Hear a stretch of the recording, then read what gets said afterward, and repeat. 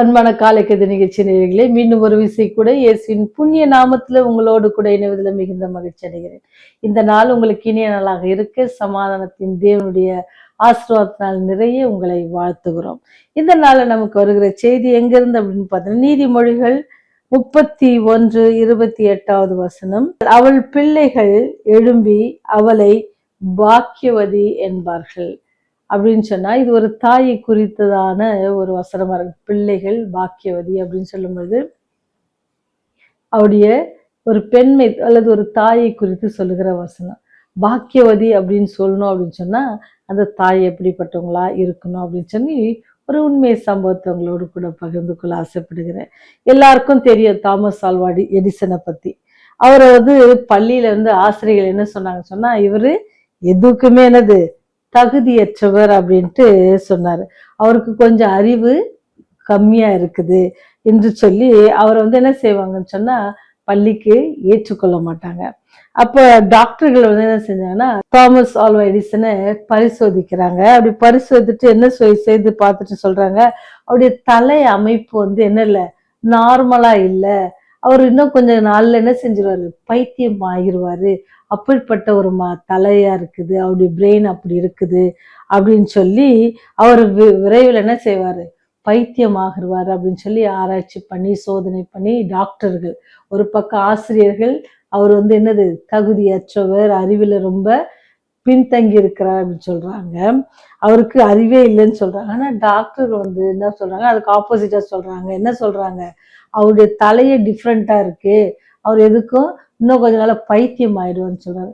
எப்படி இருக்கும்னு நினைச்சு பாத்தீங்களா? ஒரு தாய் இதை கேட்கும் போது அவங்க மனசு எப்படி இருந்திருக்கும்ல.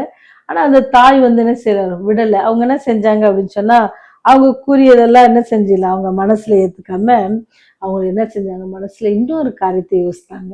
எப்படியாவது நம்ம தாமஸ் ஆல்வா எடிசன் என்ன செய்யணும், ஒரு பெரிய ஆளா ஆக்கணும் அப்படின்னு சொல்லி அவங்க வீட்டுல அவங்களே படிக்க சொல்லி கொடுக்குறாங்க. அவங்க என்ன செஞ்சிருக்கிறாங்க அப்படின்னு சொன்னா, மனிதன் கடன்பட்டு இருப்பது மூளைக்கல்ல, முயற்சிக்கு. கடவுள் வரங்களை என்ன செய்யறாரு, தராரு. அவரால்தான் எல்லாம் செய்ய முடியும். நம்ம என்ன செய்யக்கூடாது, சோர்ந்து போகக்கூடாதுன்ட்டு அவங்க அம்மா நினைச்சு அவருக்கு எல்லா காரியத்தையும் அவங்க செய்யறாங்க. தாமஸ் எடிசன் என்ன செய்யறாருன்னு சொன்னா, அவர் சொல்றாரு, தாமஸ் இதெல்லாம் அவர் முடிச்சு ஒரு காலகட்டத்துல அவர் பெரிய விஞ்ஞானி, ஆராய்ச்சி நிறைய கண்டுபிடிக்கிறாரு. அப்ப அவர் சொல்ற ஒரு வார்த்தைன்னா, எனக்கு வயது அதிகமாயிட்டு தான் இருக்குது, ஆனா நான் என் வயதை நான் வருஷங்களை கொண்டு நான் சொல்ல மாட்டேன். ஆனா நான் கண்டுபிடித்தப்பட்ட பொருட்களை வைத்து, என்னுடைய ஆராய்ச்சியில வைத்து நான் என்னுடைய வயதை சொல்லுவேன் அப்படின்னு சொல்றாரு. பாத்தீங்களா, ஒரு தாய் நினைச்சா என்னது, மருத்துவர்களாலோ ஆசிரியர்களாலோ கைவிடப்பட்ட பிள்ளை என்ன செய்யலாம், ஒரு பெரிய விஞ்ஞானியாக மாற்ற முடிஞ்சுச்சு. அதுக்கு ஒரே காரியம்னா அந்த அம்மா கிட்ட இருந்த தேவ பக்தி தான், அவங்க கடவுள் மேல வச்சிருந்த நம்பிக்கை.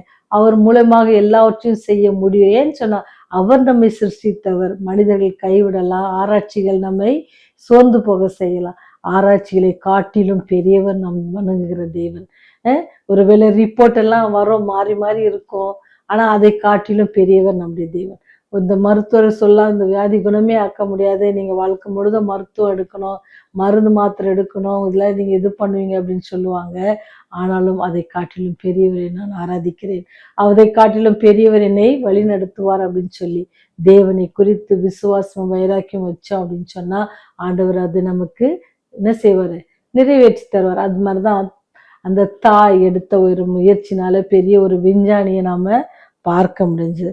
அதனால ஒரு குடும்பத்துல ஒரு தாயின் பங்கு ரொம்ப அதிகமா இருக்கு. பிள்ளைகளை நம்ம நல்லபடியில வளர்ப்பதற்கு மிகவும் பெரிய பொறுப்பு ஆண்டவர் அது யார் கொடுத்துருக்காங்கன்னா தாய் கொடுத்துருக்குறாங்க. அதுக்கு அவங்களுக்கு உணவு செய்து கொடுத்து, அது மாத்திரம் இல்ல, அறிவும் அவர்களுக்கு சொல்லி வளர்க்கணும். கீழ்ப்படிதலை சொல்லி வளர்க்கறதுக்கு அவர்களே அது எப்போதும் அவங்க ஞாபகத்தில் வைத்துக் கொள்வதற்கு என்ன செய்யணுமா, அது தாயால தான் அது முடியும். அது தாய் செய்யணும். அனுதினமும் அவங்களுக்கு ஜெபிக்க சொல்லி தரணும், வாசிக்க சொல்லி தரணும், வேத வாசியங்களை வாசிக்க சொல்லணும். எப்படி நம்ம பாட புத்தகங்களுக்கு எல்லாம் பண்ண சொல்லி தருகிறோமோ அதே போல ஆவிக்குரிய வாழ்க்கையிலும் பிள்ளைகள் வளர்ச்சி அடையவும், ஞானத்தில் சிறந்து விளங்கவும், சாத்தானை எதிர்த்து நிற்கும். உலகத்துக்கு அவங்க போகும் பொழுது பாவத்தை எதிர்த்து நிற்கும். அது என்ன செய்யுமா, அவங்களுக்கு தேவ ஒத்தாசையாக இருக்கும். அந்த வசனங்கள் அவங்க மனசுல வரும். தேவனுடைய அன்பை அவங்களுக்கு நம்ம சிறு வயதுல என்ன செய்யணுமா போட் எடுத்து கூறணும். அந்த பிள்ளையுடைய வளர்ச்சிக்காக அதிக பிரயாசப்படணும். தேவனுடைய ஒத்தாசையோடு நம்ம பிரயாசப்படும் பொழுது தேவனுடைய வல்லமை அங்க அந்த பிள்ளைகளோடு கூட இருந்து ஆவியானவர் அந்த பிள்ளைகளை நல்வழி நடத்துவார். எப்படி அந்த தாமஸ் ஆல்வா எடிசனுடைய அம்மா சோர்ந்து போகாதபடிக்கு எல்லோரும் தவறுதலாக ஏளனமாக பேசின போதும் அதை தன்னுடைய மனதிற்கு கொண்டு போகாதபடிக்கு அதை தள்ளிவிட்டு அந்த குழந்தையுடைய எதிர்கால வளர்ச்சிக்காக அவங்க எடுத்த முயற்சி போல நாமும் நமக்கு கொடுத்த தேவனுடைய ஈவாக கொடுத்த அந்த பிள்ளைகளுக்காக நாம முழங்கால் படியிட்டு பிள்ளைகளுக்காக வேண்டுதல் செய்வோம். பிள்ளைகளை ஆசிர்வதிப்பார். அப்படி நீங்க வேதாமத்துல பாத்தீங்கன்னு சொன்னா தன்னுடைய பிள்ளைகளுக்காக ஜெபித்த அநேக பெற்றோர்கள் வேதாமத்துல இருக்கிறாங்க. அப்ப அந்த பிள்ளைகள்லாம் வெற்றி பெற்று அந்த பிள்ளைகள்லாம் பெரிய பிள்ளைகளாக வளரும் பொழுது தேவனுக்காக பெரிய காரியங்களை அவங்க செய்யறாங்க. அப்பேற்பட்ட நல்ல தாய்களாக இந்த நாளில் தாய்மார்களுக்காக கொடுக்குற ஒரு சின்ன ஆலோசனை தான்.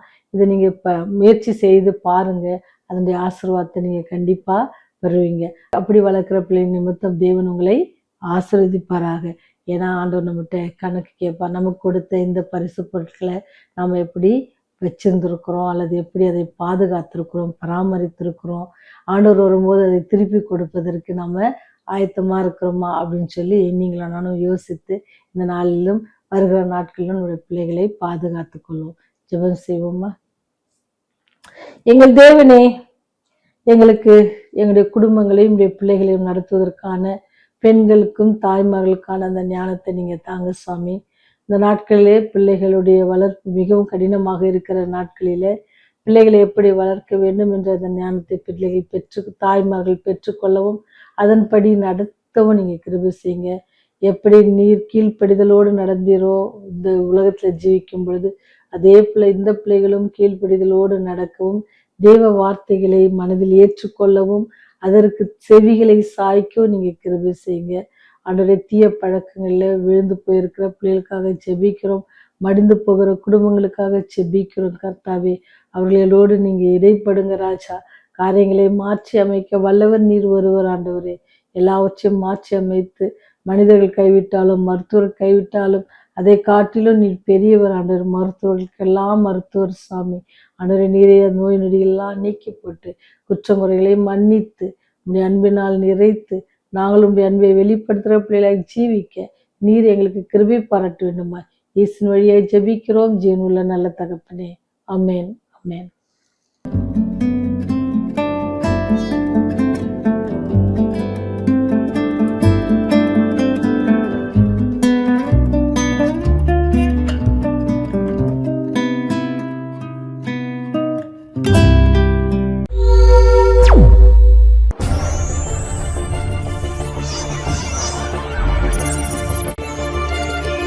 நீங்கள் பார்த்துக் கொண்டிருப்பது உங்கள் ரிவைவர் டிவி.